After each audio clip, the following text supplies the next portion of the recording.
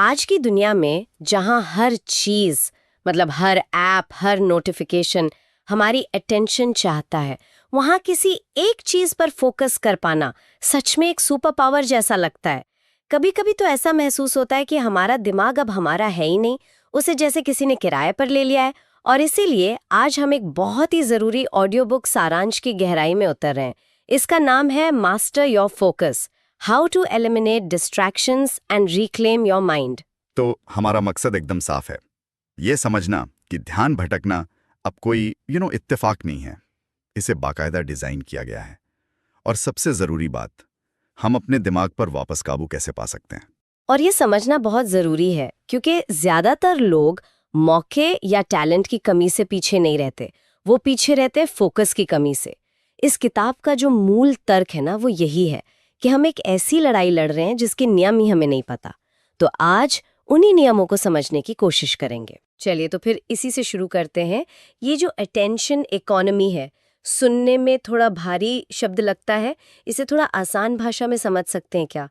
ये हमारे रोज की जिंदगी पर कैसे असर डालता है? बिल्कुल, इसे ऐसे समझिए, आज का जो डिजिटल बाजार है उसमें सबसे कीमती चीज पैसा या कोई प्रोडक्ट नहीं है। सबसे कीमती चीज है आपका ध्यान, आपकी अटेंशन।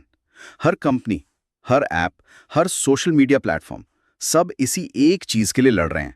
उनका बस एक ही मकसद है कि वो आपको अपनी स्क्रीन पर 1 सेकंड और ज्यादा कैसे रोक कर रखें, क्योंकि आपका ध्यान जितना उनके पास होगा वो उतने ही ज्यादा विज्ञापन दिखा पाएंगे और उतना ही पैसा कमाएंगे। एग्जैक्टली। मतलब हम जो सोचते हैं कि ये सब मुफ्त है, वो मुफ्त नहीं है। हमारा ध्यान ही उसकी कीमत है। यही तो जाल है। और इस किताब के मुताबिक इसका नतीजा बहुत खतरनाक होता है। जब हमारा ध्यान लगातार बढ़ता रहता है ना, तो हमारा दिमाग एक अजीब सी आदत डाल लेता है। वो कई काम एक साथ शुरू तो करता है, हाँ, लेकिन किसी को भी गहराई से पूरा नहीं कर पाता। हम दिन भर व्यस्त महसूस करते हैं, ऐसा लगता है कि अरे वाह बहुत काम किया, लेकिन दिन के आखिर में देखें तो नतीजा कुछ खास नहीं निकलता। सही बात है। ये एक चक्रव्यूह जैसा बन जाता है। व्यस्तता का एहसास तो है, पर तरक्की का नहीं। ये बात तो मैं पूरी तरह से रिलेट कर सकती हूँ। मैं खुद कई बार 10-12 टैब खोलकर बैठ जाती हूँ और मुझे लगता है कि मैं रिसर्च कर रही हूँ, पर असल में मैं सिर्फ एक टैब से दूसरे पर कूद रही होती हूँ। और अंत में क्या होता है, दिमाग पूरी तरह थक जाता है, लेकिन काम काम वही का वहीं रहता है। बिल्कुल। तो इसका मतलब है कि हमारी जो एनर्जी है वो लगातार छोटी छोटी चीजों में बट रही है। और हम सब इसका इल्जाम समय की कमी पर डालते हैं। मैं भी हमेशा यही कहती हूँ, क्या करूं, आजकल टाइम ही नहीं मिलता। क्या ये सच में समय की समस्या है या कुछ और है? और यही वो सबसे बड़ा जाल है जिसमें हम सब फंसे हुए हैं। ये किताब इस पर एक बहुत ही मतलब दिलचस्प नजरिया देती है। वो कहती है कि असली मुद्दा समय का है ही नहीं, मुद्दा है हमारी ऊर्जा के मैनेजमेंट का। देखिए, हम सबके पास दिन में 24 घंटे ही होते हैं, लेकिन हर कोई उन 24 घंटों का इस्तेमाल एक जैसा क्यों नहीं कर पाता? वजह हमारी मानसिक ऊर्जा कहाँ और कैसे खर्च हो रही है। इस किताब में एक लाइन है जिसमें मुझे सच में सोचने पे मजबूर कर दिया। गहराई अवधि से बेहतर है, मतलब डेप्थ बीट्स ड्यूरेशन।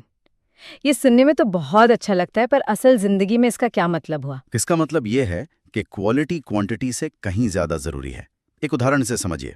एक लेखक है, अगर वो 30 मिनट के लिए बिना किसी भटकाव के दरवाजा बंद करके फोन साइलेंट पर रख कर लिखे, तो शायद वो एक बेहतरीन पन्ना लिख ले। लेकिन वही लेखक अगर 3 घंटे तक लिखता रहे और हर 5 मिनट में अपना फोन चेक करे, ईमेल का जवाब दे, तो क्या होगा?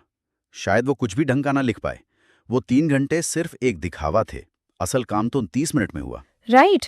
यही है गहराई की ताकत।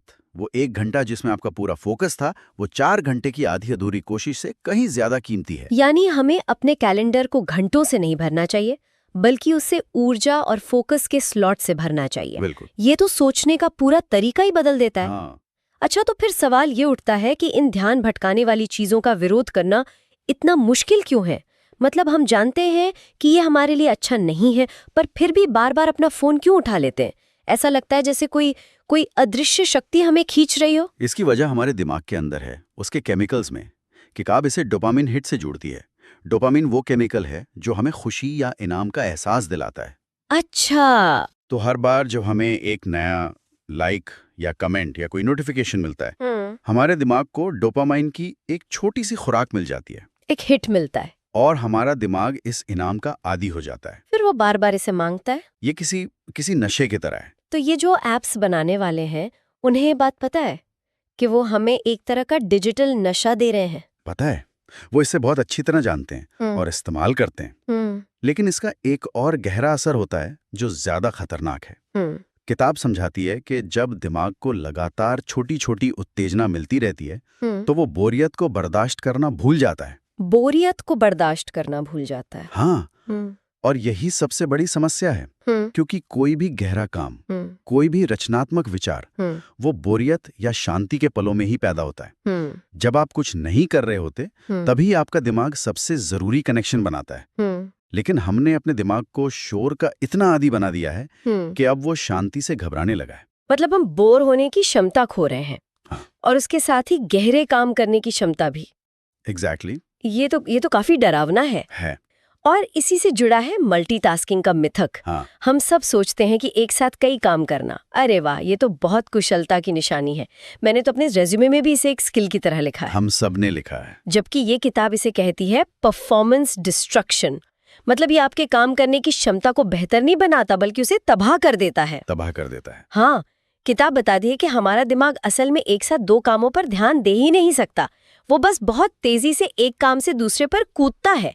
इसे कॉन्टेक्स्ट स्विचिंग कहते हैं।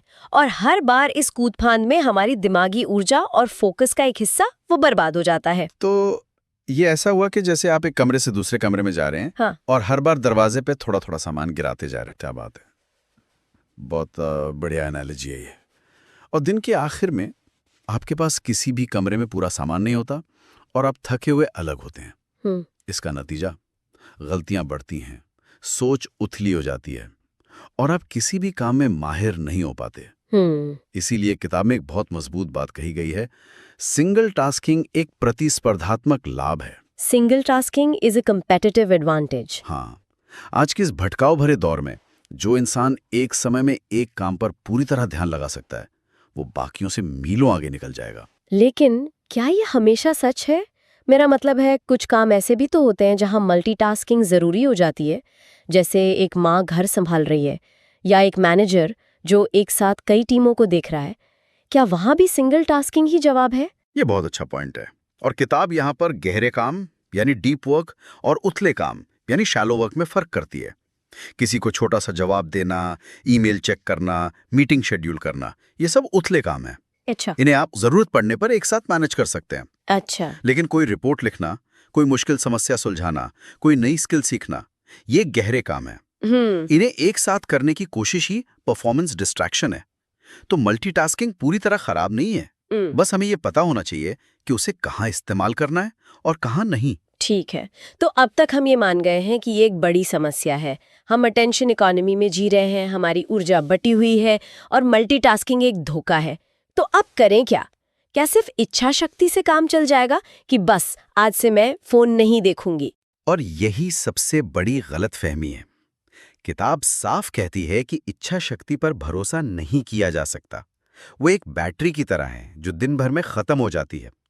असली ताकत आपके माहौल में है, आपके एनवायरनमेंट में। ध्यान भटकाने वाली चीजों से लड़ने के बजाय उन्हें अपने माहौल से हटा देना वो कहीं ज्यादा आसान और असरदार है। ठीक है, तो जैसे नोटिफिकेशन बंद करना, एक अलग वर्क जोन बनाना, ये सब सुनने में तो बहुत अच्छा लगता है, पर क्या ये असल में मुमकिन है? खासकर उन लोगों के लिए जो घर से काम कर रहे हैं, जहां काम और मनोरंजन की जगह एक ही है, शायद एक ही कमरा है। ये एक बहुत जरूरी सवाल है। और ये किताब ये नहीं कहती कि आपको एक परफेक्ट माहौल बनाना है। नहीं, बात छोटी छोटी आदतें बनाने की है। जैसे अगर आपके पास अलग कमरा नहीं है तो शायद एक खास कुर्सी को काम की कुर्सी बना लें। जब आप उस पर बैठें तो दिमागी तौर पर आप काम के मोड में आ जाएं। एक रिचुअल की तरह। बिल्कुल। फोन बंद करने का मतलब ये नहीं कि दुनिया से कट जाएं, बल्कि काम के उन 90 मिनट के टाइम ब्लॉक के दौरान उसे साइलेंट पर रखकर दराज में रख दें। लड़ाई भटकाव से नहीं बल्कि अपने माहौल को थोड़ा सा बदलने से है, ताकि फोकस करना आसान हो जाए और भटकना मुश्किल। मुझे वो बात बहुत अच्छी लगी कि काम और मनोरंजन की जगहों को अलग करना। शायद इसका मतलब यही है कि बिस्तर पर लैपटॉप लेके काम ना करें, क्योंकि बिस्तर सोने के लिए है। बिल्कुल। और इन रणनीतियों से भी आगे बढ़कर किताब इस बात पर जोर देती है कि फोकस कोई जन्मजात गुण नहीं है। ये एक स्किल है। एक स्किल, हाँ, एक मांसपेशी की तरह जिसे मजबूत किया जा सकता है। आपका दिमाग वही करता है जो आप उससे बार बार करवाते हैं। अगर आप उसे हर 2 मिनट में भटकने की ट्रेनिंग देंगे तो वो उसी में माहिर हो जाएगा। तो इस मांसपेशी को ट्रेन कैसे करें? छोटे छोटे कदमों से। किताब सुझाती है कि आप छोटे फोकस सेशन से शुरुआत करें, शायद सिर्फ 20 मिनट का टाइमर लगाकर। उन 20 मिनट में आप सिर्फ एक काम करेंगे, कोई फोन नहीं, कोई दूसरा टैब नहीं। धीरे धीरे इस अवधि को बढ़ाकर 30 मिनट, फिर 45, फिर 60 मिनट तक ले जाएं। और सबसे जरूरी, बोरियत को अपनाना सीखें। अगर कुछ करने का मन ना हो तो तुरंत फोन उठाने के बजाय बस कुछ देर शांत बैठें। ये आपके दिमाग को रीसेट करता है। अपनी मानसिक ऊर्जा की रक्षा करना। हाँ, क्योंकि यही वो ईंधन है जो गहरे काम को शक्ति देता है। तो मान लीजिए हमने ये सब किया, हमने अपना माहौल बदला, अपने दिमाग को ट्रेन किया, तो आखिर में हमें मिलता क्या है? इसका नतीजा क्या है? नतीजा असाधारण है। किताब का एक जो मुख्य सत्य है वो यही है, सफलता ज्यादा चीजें करने से नहीं मिलती, ये कम चीजों को ज्यादा गहराई और तीव्रता से करने से मिलती है। जब आप फोकस करना सीख जाते हैं तो आप कम समय में ज्यादा और बेहतर काम कर पाते हैं। किताब में एक लाइन है, गहरा काम गहरे परिणाम देता है। Deep work produces deep results. सुनने में बहुत सरल है, पर शायद यही सबसे गहरी बात है। बिल्कुल, क्योंकि आपका फोकस ही आपके आउटपुट, आपकी तरक्की और आपके भविष्य को कंट्रोल करता है। एक केंद्रित इंसान तेजी से सीखता है, बेहतर काम करता है और ऐसी मुश्किल समस्याओं को हल कर सकता है जिन्हें एक भटका हुआ दिमाग देख भी नहीं पाता। फोकस आपके हर प्रयास के असर को कई गुना बढ़ा देता है। ये साधारण मेहनत को असाधारण नतीजों में बदल देता है। हाँ, आप सिर्फ काम पूरा नहीं करते, आप ऐसा काम करते हैं जिस पर आपको गर्व हो।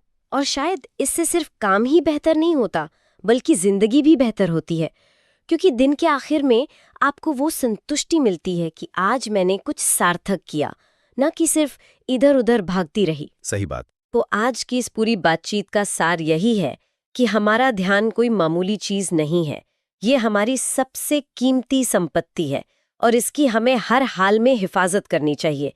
किताब का एक वाक्य है जो हमेशा याद रखना चाहिए, ध्यान भटकना हानि रहित नहीं है, ये एक मूक चोरी है। Distraction is not harmless, it's silent theft.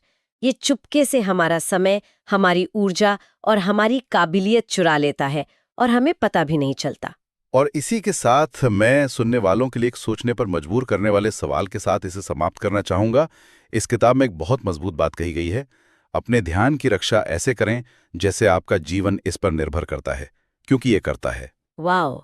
तो सवाल ये है, अगर हमारा ध्यान ही हमारे भविष्य को आकार देता है तो हम अपने ध्यान की मौजूदा आदतों से किस तरह का भविष्य बना रहे हैं, और उस भविष्य को फिर से अपने नियंत्रण में लाने के लिए आज हम ऐसा कौन सा एक छोटा बदलाव कर सकते हैं।